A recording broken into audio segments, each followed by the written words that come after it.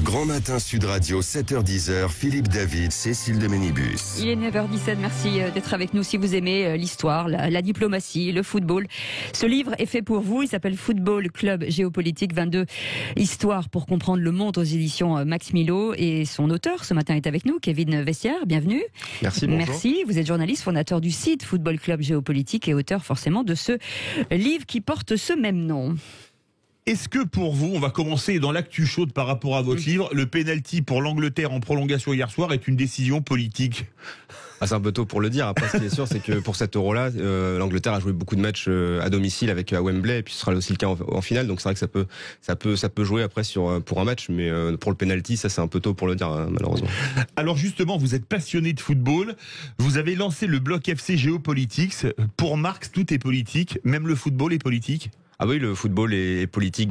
Aujourd'hui, encore plus avec cet Euro qui est très géopolitique, mais aussi depuis de nombreuses années. Enfin, on le voit notamment avec la Coupe du Monde 1934 qui a eu lieu en Italie. Elle a été instrumentalisée par Mussolini pour mettre en avant son régime. Et on parlait d'arbitrage. L'Italie outrageusement avantagée en 1934. Oui, on parlait de l'Angleterre, c'était aussi au niveau de la Coupe du Monde 66 qui avait lieu en Angleterre. On parle de la Coupe du Monde qui a été le plus avantagée pour le pays hôte, et l'Angleterre avait finalement gagné à la fin. Donc parfois il y a un peu des décisions qui peuvent jouer si c'est le pays hôte qui joue et qui gagne à la fin. Ça veut dire que c'est le sport de la mondialisation ? Oui, je pense effectivement. Après, chaque pays a au moins une équipe de football. Après, j'en parle aussi dans mon livre. Il y a même certains pays, régions qui sont pas forcément reconnus internationalement, mais comme un État, voilà, et qui du coup ont aussi une équipe de football, notamment pour permettre comme le Kosovo par exemple. Comme le Kosovo, effectivement, qui a un État qui s'est déclaré indépendant, mais qui est pas reconnu au niveau international, qui est pas membre de l'ONU, parce qu'il y a un veto russe. Et c'est vrai que eux, ils poussent avec leur équipe de football pour se faire voir, pour faire voir leur drapeau, leur hymne, et ils auraient pu se qualifier à cet Euro. Mais finalement, c'est la Macédoine du Nord qui les a battus et qui s'est finalement qualifiée à sa place. Est-ce que l'Europe, finalement, c'est le continent du football?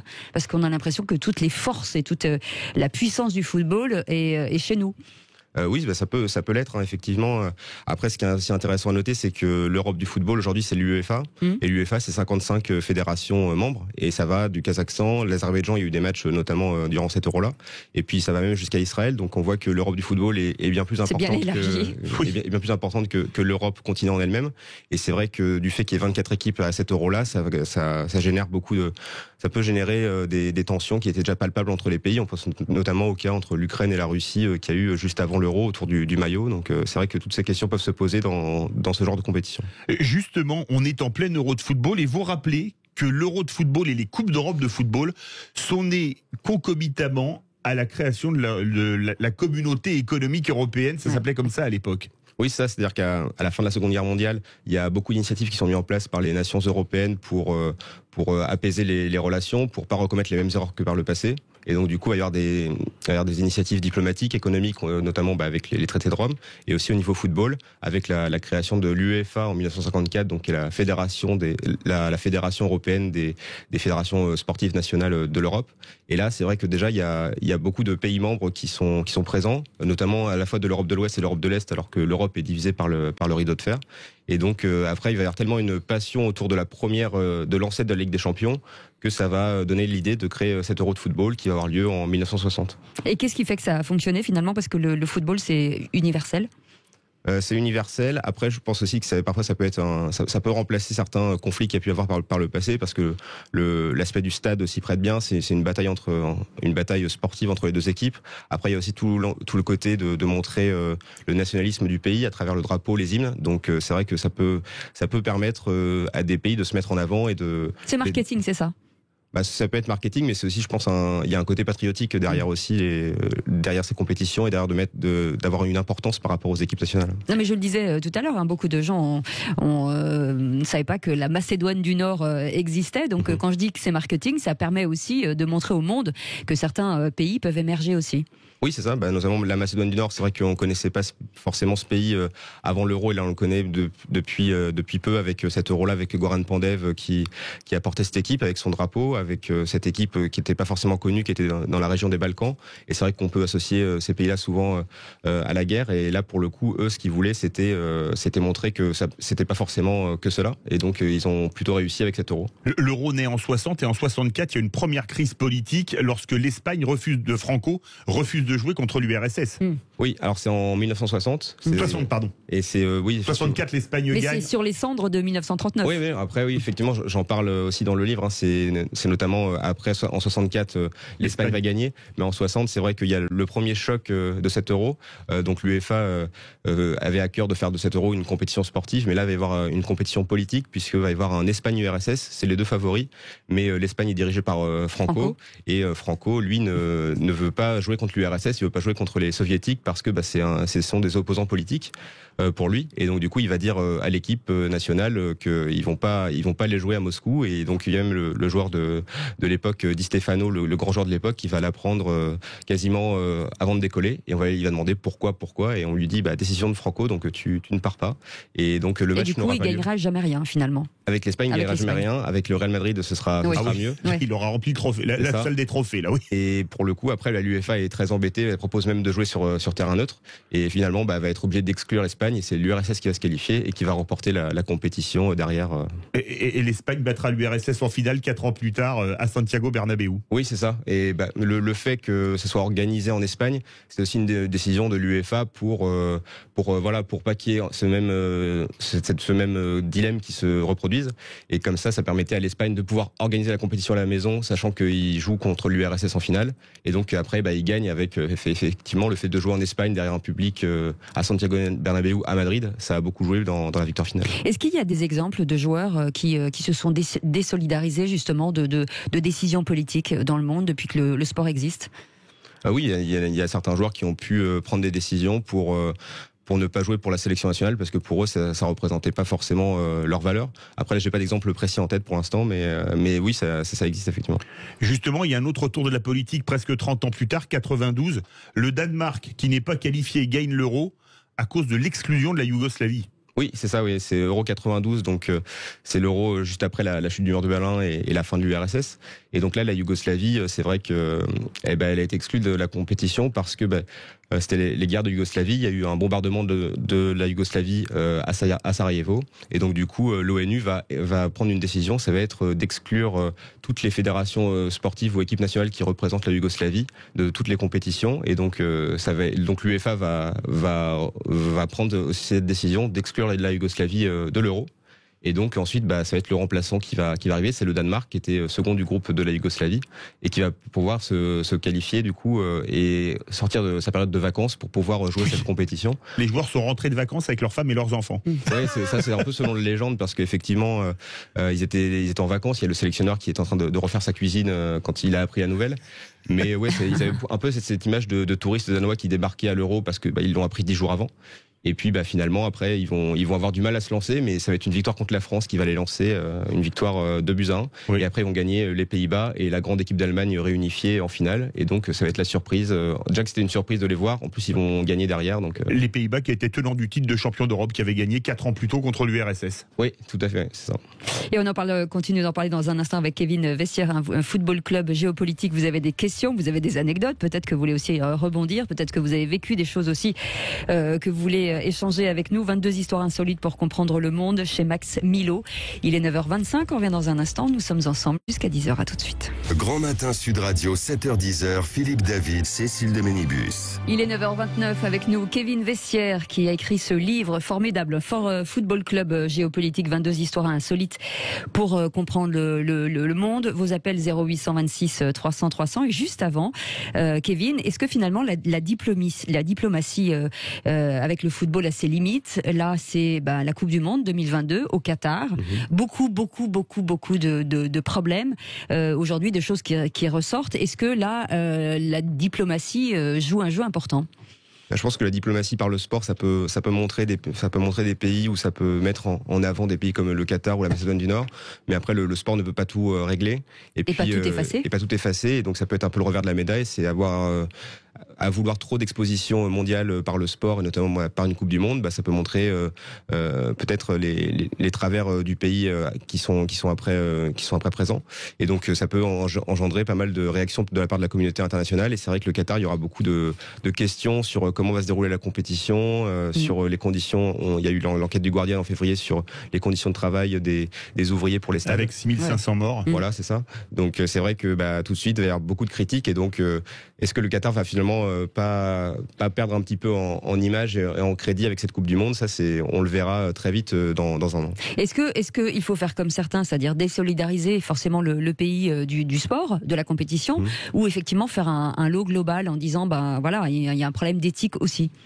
Là, pour le coup, pour le Qatar, c'est vraiment diplomatie par le sport qui est vraiment liée à l'État. C'est une stratégie qui est mise en place depuis les années 90, notamment pour avoir plus d'influence dans le monde et pour avoir aussi plus d'influence vis-à-vis de son grand voisin qui est l'Arabie Saoudite. Et donc là, c'est vrai que le Qatar a cette stratégie-là depuis très longtemps, et c'était la Coupe du Monde qu'ils ont obtenue en 2010 pour l'organisation de la Coupe du Monde 2022. Ça a été le fer de lance de leur projet de diplomatie par le sport. Mais là, c'est vrai que voir tous les braqueurs devant eux, donc c'est vrai que ça peut poser un problème. On peut imaginer que certains joueurs, aux dernières limites, dernier moment, se désolidarisent en disant moi je vais pas au Qatar, comme ça l'a été avec les drapeaux LGBT. On a vu qu'il y avait déjà des appels au boycott. Après, est-ce que les fédérations passeront le pas? Les joueurs, je pense qu'ils pourront prendre cette décision-là et boycotter. Après, pour les fédérations, ce sera un peu plus compliqué parce que derrière une Coupe du Monde, c'est la FIFA et il peut y avoir des conséquences derrière. Ils peuvent être, par exemple, ils peuvent être exclus de la FIFA et plus participer à ce type de compétition. Donc, ce sera assez compliqué. Je pense que la question, il aurait fallu se la poser bien des années avant. Mais là, c'est vrai que vu que la compétition va arriver, on a vu que c'est quand même les joueurs qui ont pris cela en main et qui commencent à faire des appels au boycott ou qui remettent en question l'organisation de cette Coupe du Monde. Et vous avez dit appel, vous avez bien raison. Appel 0826 300 300 avec Renaud qui nous appelle de Rodez. Bonjour Renaud, bienvenue. Non, c'est Philippe de Libourne, je crois. Ah, oui, c'est Philippe de Libourne, rien à voir. Philippe, bonjour. Pardon. Oui, bonjour. Voilà, je vous appelle donc pour réagir sur ce sujet. Donc moi, je vois qu'il y a deux aspects négatifs en ce moment. Alors donc la désolidarisation, le premier point, la désolidarisation des nations avec le sport, ça je trouve que ce serait une grosse erreur. Ça a été tenté dans le cyclisme. Je trouve que ça a beaucoup perdu de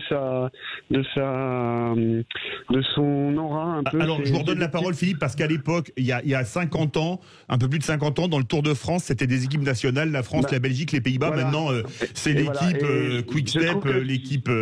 Exactement, je trouve que ça a perdu son charme. Alors moi je suis contre la politique dans le sport à tous les niveaux, mais par contre depuis qu'il n'y a plus de guerre, d'ailleurs tant mieux, je trouve que le sport reste encore le dernier, c'est un peu le dernier, la dernière arène où les nations peuvent pacifiquement se mesurer, et c'est un défouloir un peu, justement ça empêche de faire la guerre. Alors ça c'est le premier point. Ensuite le deuxième, je trouve que là il y a un gros danger pour le sport, c'est donc la politisation des idées, d'idéologie. Alors bon, ça a été fait dans les années 30, tout le monde s'en souvient, à Munich, pendant les Jeux Olympiques et tout ça. Les gens n'ont pas retenu la leçon apparemment, parce que quand je vois la polémique sur les joueurs de l'équipe de France qui devaient s'agenouiller pour des idéologies, je rappelle que l'équipe de France, c'est quand même l'équipe qui nous représente, elle représente tous les Français, et il ne doit jamais y avoir de politique, sinon ils vont tuer le sport, ils vont tuer la poule aux œufs d'or qu'est le sport, en politisant et en mettant de l'idéologie là-dedans. Alors donc, justement, il faut surtout faire attention à ça. Philippe, merci beaucoup de Libourne. On va faire réagir Kevin Vessière. C'est très intéressant ce que dit Philippe, déjà la séparation. On l'a vu notamment dans les clubs. Vous parlez des clubs dans votre livre avec l'arrêt Bosman. Maintenant, on peut voir, on a vu l'Inter de Milan gagner la Ligue des Champions avec 0 Italien sur le terrain et un entraîneur qui était portugais, donc qui n'était pas italien non plus. Bon, ils avaient fait rentrer un Italien à 10 minutes de la fin quand ils avaient scellé le score. Est-ce que quelque part, ça n'a pas complètement dénaturé le sport ? Dénaturer l'espace, après c'est un peu... S'il n'y a plus de foot à la française, à l'italienne, maintenant les clubs jouent tous pareil. Je pense que le foot c'est plutôt un reflet de notre société et que notre société est de plus en plus mondialisée et que le football a suivi ce biais-là et que maintenant les clubs finalement, bien qu'ils soient italiens, français, ils ont des joueurs internationaux qui viennent de tous bords, de tous les continents. Donc c'est pour ça que on voit ça aujourd'hui. Après c'est vrai qu'il y a eu l'arrêt Bosman et depuis c'est vrai que les championnats nationaux sont un peu moins cotés pour des championnats plus mineurs comme les championnats suédois ou ceux des Pays-Bas. Oui, alors qu'à l'époque on pouvait avoir des équipes suédoises en finale de Ligue des Champions, c'était arrivé avec Malmö notamment il y a plus de 40 ans. Une chose sur ce qu'a dit Philippe, est-ce que finalement les indignations des footballeurs sont pas à géométrie variable parce que certains voulaient se mettre à genoux pour Black Lives Matter, mais il y en a aucun qui est communiqué notamment sur les 6500 morts sur les chantiers au Qatar. Est-ce que ça pose pas question ? Après c'est toujours la difficulté quand on est un joueur de football et même plus qu'un joueur de football international parce qu'on est quasiment un influenceur. C'est de quand on fait une prise de position, après derrière ça implique de toujours suivre cette même ligne là et de prendre position sur tous les sujets qui plus est. Mais c'est vrai que la réflexion était intéressante de Philippe, c'est que effectivement on peut mettre un genou à terre, mais après derrière c'est aussi l'équipe de France, c'est aussi la fédération de football, donc c'est pour ça que des questions de ce type peuvent se poser et que c'est pas une action individuelle, ça peut avoir des conséquences sur l'aspect collectif. Et donc c'est pour ça que cette question va de plus en plus se poser de politique par le football et notamment avec le Qatar, parce que les joueurs vont forcément réagir par rapport à l'organisation de cette Coupe du Monde là-bas. Mais est-ce que finalement les instances du football ont encore le pouvoir de ce qui se passe sur le terrain ? C'est-à-dire que quand les joueurs se mettent un genou à terre, qu'on aime ou qu'on n'aime pas, c'est une prise de position qui va peut-être à l'encontre des instances du football. Est-ce que aujourd'hui il faut un peu légiférer et reprendre la main justement sur cette politisation sur le terrain ? Légiférer, ce serait compliqué de pouvoir légiférer pour que les joueurs ne réagissent pas sur le terrain, surtout que la tendance est vraiment de plus en plus à avoir des réactions sur le terrain comme un véritable lieu d'expression, et ça l'a toujours été. Mais là on a vu ça avec l'UEFA, avec le cas de Munich qui voulait se mettre aux couleurs LGBT pour protester contre une loi homophobe hongroise. Et c'est vrai que là l'UEFA est embêtée et a tout de suite sorti le drapeau de l'apolitisme du football. Mais derrière, c'est vrai que l'UEFA communiquait sur des messages plus inclusifs autour des communautés LGBT et homosexuelles. Et ça biaisait un petit peu son message, parce que d'un côté, il ne validait pas la décision de Munich, mais ils avaient ce type de message-là. Mais après, pour eux, c'était vrai que c'était compliqué, parce que s'ils validaient ce type de décision, ça voulait dire qu'ils remettaient en cause une loi nationale d'un pays membre, et donc ça aurait pu ouvrir la boîte de Pandore et créer un précédent pour eux. C'est ça qui les a mis en difficulté. En même temps, c'est compliqué parce que stop au racisme forcément et au dérapage dans les tribunes. Donc c'est difficile d'empêcher les uns et de laisser les autres passer. C'est difficile de dire aux supporters de ne pas parler, de ne pas exprimer ce qu'ils ont envie de dire et de le faire avec les joueurs. Il faut qu'à un moment donné, il y ait une communion totale entre tout le monde. Oui, tout à fait. Mais après, là, l'UEFA est aussi embêté avec les soupçons de cris racistes qu'il y avait eu au stade de Budapest, puisque Budapest, c'était aussi une roue de secours pour l'UEFA s'il y avait trop de cas de Covid à Wembley pour pouvoir délocaliser les matchs là-bas. Donc c'est pour ça que ils étaient embêtés, ils savaient pas vraiment quoi faire. Et donc dès qu'il y a un peu ces questions-là qui se posent, on ressort l'apolitisme du football, mais tout est politique aujourd'hui, y compris le football. Justement, on va écouter un chant de supporters anglais avant le match contre l'Allemagne. Et vous allez voir.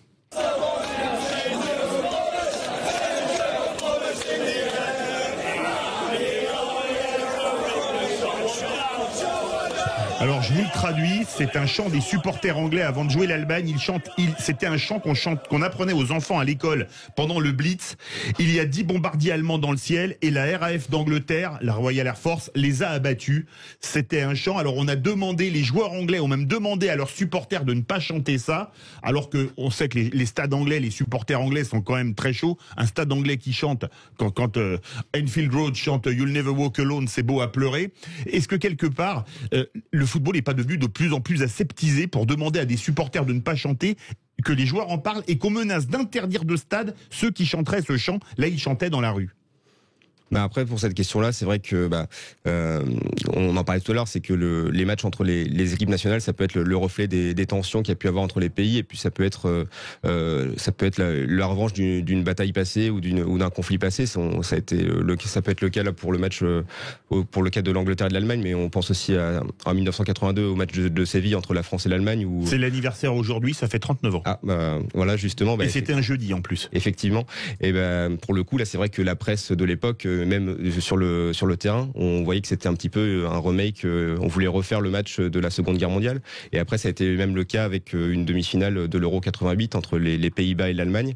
Et là, c'est vrai que même les Pays-Bas voulaient absolument gagner il y avait un esprit de vengeance. Et puis même à la fin, il y a Ronald Koeman qui était le capitaine, je crois, à l'époque de l'équipe, qui demande un maillot à un joueur allemand et qui après fait mine de s'essuyer les fesses avec derrière. Et ça avait fait extrêmement polémique parce que un maillot, c'est pas qu'un maillot, c'est aussi un symbole national. Donc c'est pour ça que ça avait. Et un joueur hollandais, je me demande, c'était pas Van Basten, avait répondu dans une interview depuis quand existe le contentieux avec l'Allemagne au football.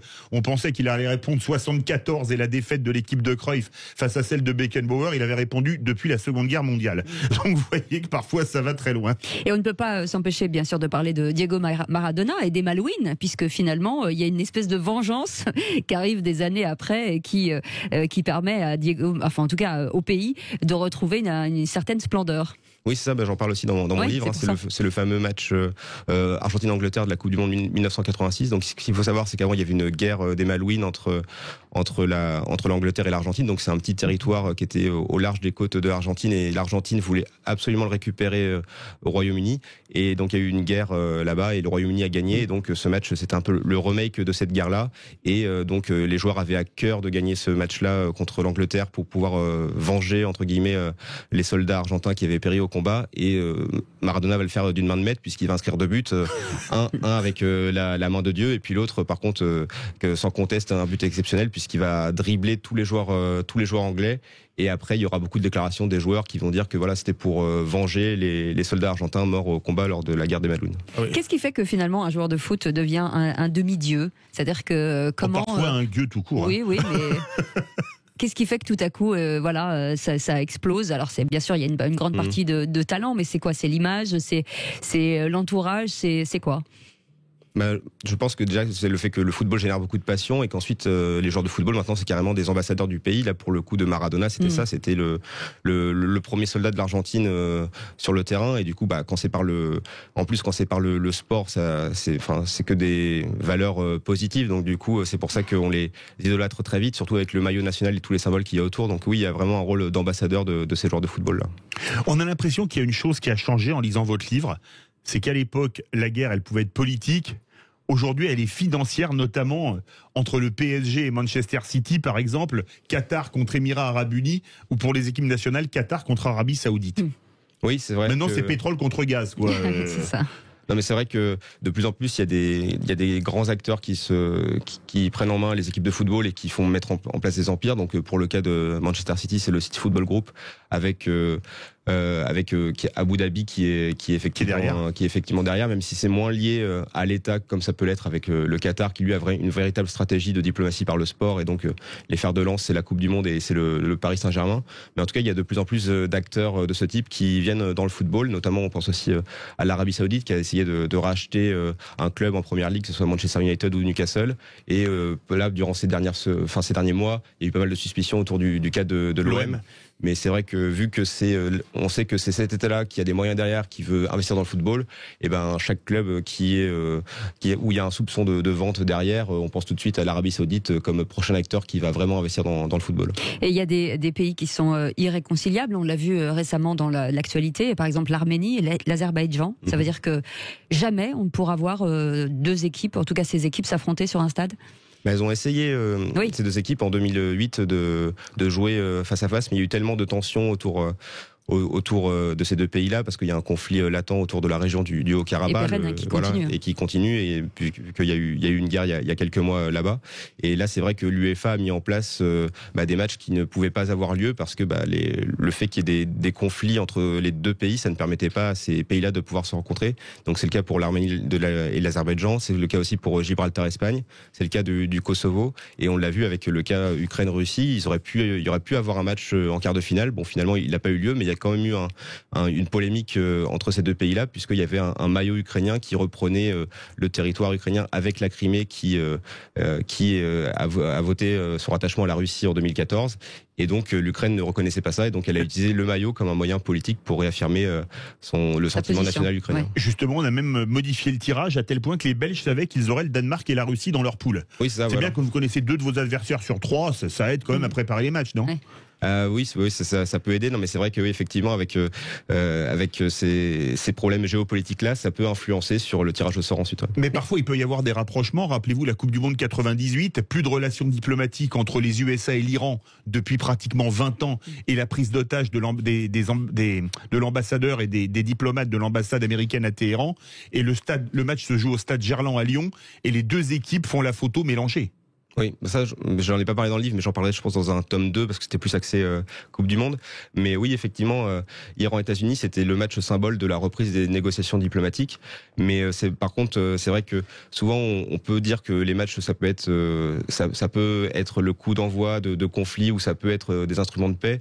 Mais je pense plutôt que ça va être un peu le symbole qui va être qui va permettre qu'il y ait la fin de ce conflit, ou que ça puisse dégénérer en conflit, parce que dans le cas de Iran-États-Unis, c'est vrai que le terrain avait déjà été le terrain diplomatique avait déjà été, le travail diplomatique avait déjà été fait entre États-Unis et Iran. Mais avant. il n'y avait pas de relation diplomatique. Il n'y avait pas de relation diplomatique, mais ce match, c'était le bon moyen pour reprendre les négociations entre 2 équipes, avec l'échange des bouquets durant ce match à Gerland. Donc voilà, c'était le match symbole pour réaffirmer cela. Et pour reparler un petit peu de l'actu, de l'Euro, puisqu'on est encore en plein dedans, nous on n'y est plus.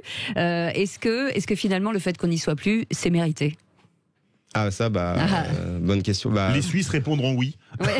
Non, mais après, pour moi, quand on gagne un match 3-1 à la 80e et qu'on le gagne pas ensuite. 84e, on était à 3-1, je crois. Ou 81e, et qu'après on le gagne pas, après on peut s'en vouloir qu'à nous-mêmes. Et du coup, si les Suisses se sont qualifiés, c'est parce qu'ils en voulaient plus que nous. Donc bien joué pour eux. Et puis après, du coup, nous, on peut pas gagner aussi à chaque fois. Donc à la Coupe du Monde, j'espère qu'on fera mieux. Françoise Degois disait tout à l'heure dans son édito que finalement, pour les autres pays, c'est la star, c'est l'équipe, et chez nous, c'est une équipe de stars en fait, et que c'est toujours compliqué à combiner. Oui, c'est ça. C'est vrai qu'il y a beaucoup de grands joueurs dans l'équipe, et après, il faut faire le meilleur 11 possible, mais le meilleur 11, c'est pas forcément avec les 11 meilleurs joueurs. Il faut créer un collectif, et parfois, c'est vrai que la star, ça peut être l'équipe, comme ça a pu être le cas au niveau de la Suisse, où on a vraiment vu le collectif. Ça peut être aussi le cas du Danemark.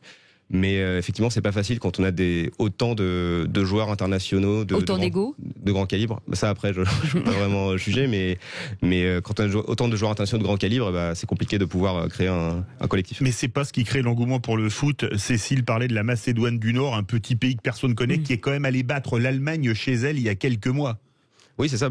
Alors qu'on verra jamais, par exemple, même la Chine aller battre les All Blacks à Auckland. Mais vous savez pas. Or là, je pense que on sera plus là. Non, la Chine investit pas mal en football, et pour l'instant ça prend pas. Mais c'est vrai que oui, l'autre acteur à suivre au niveau du football, ce sera la Chine dans les quelques années à suivre, même si pour l'instant ils ont beaucoup de mal.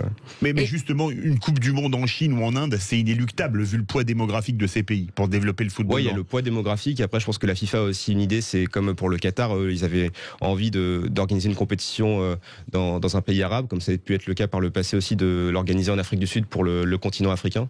Et donc c'est vrai que eux aussi ils vont essayer de en faire une en Inde ou en Chine pour effectivement ouvrir la Coupe du Monde à ces pays-là qui l'ont pas accueilli pour l'instant. En tout cas, Kevin Vestiaire, je vais vous demander votre pronostic pour l'Euro, avec le gagnant et puis les buts. Carrément le foot. Carrément. Je sais pas, je vois bien l'Italie gagner, et puis j'aimerais bien que Barella marque, mais après pour le score, allez, on va dire 2-1, comme ça ce sera un match un peu animé quoi. Voilà, c'est ça. 2-1, c'est pas mal, oui. Ouais, c'est pas mal. On vérifiera, on vous appellera. En tout cas, merci d'avoir été avec nous. Ça s'appelle Football Club Géopolitique, avec la préface de Pascal Boniface. D'ailleurs, 22 histoires insolites pour comprendre le foot et pour apprendre justement le foot. Aux éditions Max Milo. Merci beaucoup, Football Club Géopolitique. Dans un instant.